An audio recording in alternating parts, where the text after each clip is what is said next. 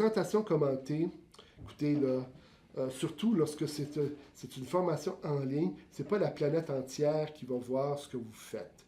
Souvenez-vous d'une chose, mon expérience me démontre une chose, les étudiants apprécient la valeur pédagogique du contenu. Même si parfois, il y a au niveau de la forme, ça pourrait être un peu mieux, les étudiants vont plus apprécier, même si parfois ça demanderait quelques retouches, vont quand même apprécier si vous livrez du contenu intéressant, pertinent, alors que si vous passez des heures à lécher quelque chose, mais à leur donner une petite bride de contenu, ils ne vont pas apprécier tant que ça.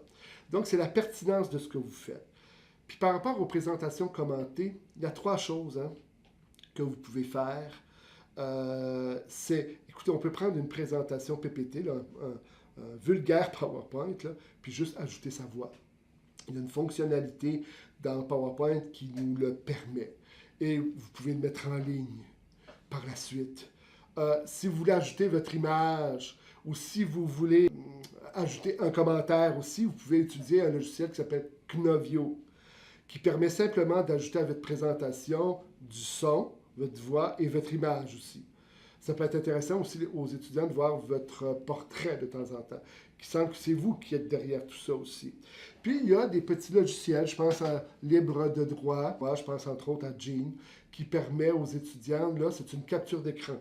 Donc, ils font dérouler à l'écran leur présentation et ils la commentent, et surtout, c'est qu'ils interviennent sur l'écran.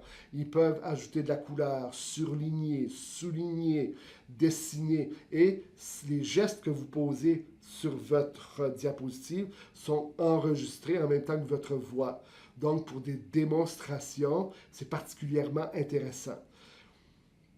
Ces 3 outils-là, on peut les utiliser assez simplement. Et souvenez-vous qu'une présentation commentée, c'est pas remplir une page de texte. Le texte doit occuper 25-20% de l'espace maximum.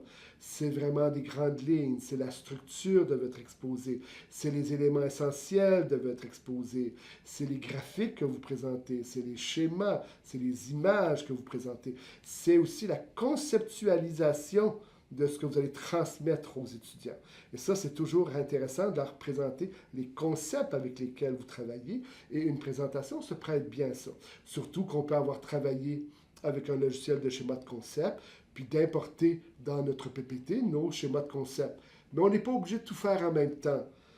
Comme je le disais récemment à un prof qui commençait à enseigner, ton schéma de concept à la rigueur, tu peux le faire dans le PPT pour la première fois, puis tu vas apprendre après ça à parfaire tes choses, va te chercher une formation après ça sur les schémas de concept.